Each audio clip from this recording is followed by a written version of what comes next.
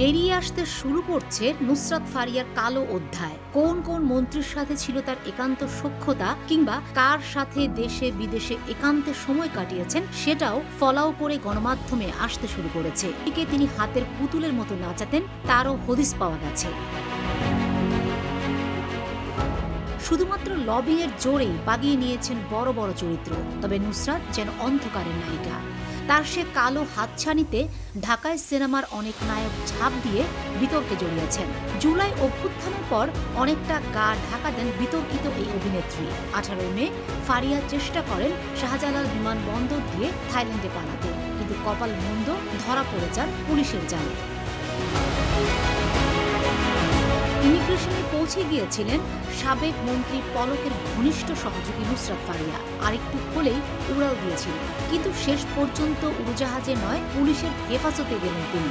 ভাটারা থানার একটি হত্যা চেষ্টা মামলার আসামি এই বিতর্কিত অভিনেত্রীকে থানা থেকে ডিবি, পরে আদালতে নেওয়া হয়েছে।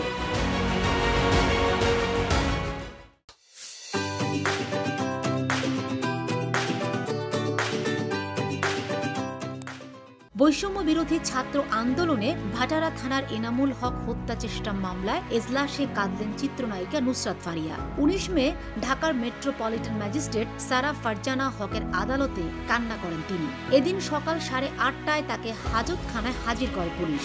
এরপর বুলেট প্রুফ জ্যাকেট, হেলমেট ও হাত করা পরিয়ে সকাল 10টায় তাকে দ্বিতীয় তলায় 27 নম্বর কোর্টে তোলা হয়। পরে সকাল 10:05 শুনানি শুরু হয়।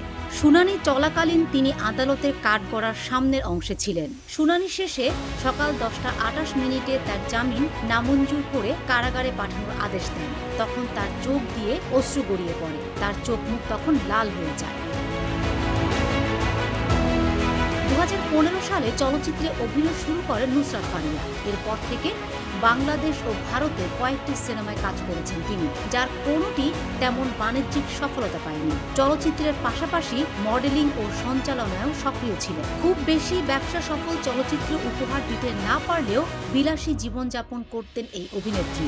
সঙ্গীত শিল্পী হিসেবেও প্রতিষ্ঠার চেষ্টা সফল হয়নি। আর 5 আগস্টের পর তার হাতে কোনো কাজই ছিল না। তার পরিবারও সম্পদশালী নয়। তারপরও ব্যবহার করতেন মার্সিডিজ, অডির মতো বিলাসী গাড়ি। তাহলে এই বিলাসী জীবনের অর্থের উৎস কি? অভিযোগ আছে সাবেক ডাক ও টেলিযোগাযোগ প্রতিমন্ত্রী জোনায়েদ আহমেদ পলকের জাদুর পরশেই নাকি কপাল খুলেছিল নুসরাতের। প্রতিমন্ত্রীর মন খারাপ হলেই ডাক পড়ত এই অভিনেত্রী। পলকের মন ভালো করে নিজের আখের গুছিয়ে নেয় এই ফ্লপ অভিনেত্রী। দীর্ঘ 9 বছরের প্রেম শেষে প্রেমিক ইফতেখার আলমের সাথে হয়েছিল তার বাগদান। পারিবারিকভাবে আংটি বদল হলেও শেষ পর্যন্ত আর তা বিয়েতে করায়নি। হাসিনার প্রতিমন্ত্রী পলকের আকর্ষণ আর আপত্তিতেই নাকি সে বিয়ে ভেঙে দিয়েছিলেন নুসরাত। নুসরাত ফারিয়া পলক কানেকশন কাজে লাগিয়ে হতে চেয়েছিলেন জাতীয় সংসদ সদস্য। 2024 নির্বাচনে প্রার্থী হতে জোর তদবির করেন। ব্যর্থ হয়ে শেষ পর্যন্ত সংরক্ষিত কোটায় সংসদ সদস্য হওয়ার চেষ্টা করেন। তবে হাসিনা মন্ত্রীদের বান্ধবী কোটায় থাকা কাউকে মনোনীত না করায় সংসদ সদস্য হওয়া তার কপালে জোটেনি। তবে পলকের অর্থ সম্পদের প্রায় সবটাই নাকি আছে নুসরাতের জিম্মায়। তার ব্যাংকে নাকি পলকের টাকা। অভিনেত্রীর খাতায় নাম লেখালেও বারবার অনলাইনের জুয়ার মডেল হয়ে আরেক চরিত্রে প্রকাশ ঘটান নুসরাত। নেচে গেয়ে জুয়ার সাইটের বিজ্ঞাপনে অংশ নিয়ে তরুণদের অন্ধকার জগতে নিয়ে যান তিনি। পলকের ঘনিষ্ঠ পরিচয়, নানা সুবিধা নেওয়া, বিতর্কিত জীবনযাপন এবং আইন লঙ্ঘনের অভিযোগের মুখে থাকা নুসরাত ফারিয়ার গ্রেফতার নিঃসন্দেহে নতুন আলোচনা জন্ম দিয়েছে। এবার দেখার পালা তদন্তে আর কি অজানা তথ্য বেরিয়ে আসে।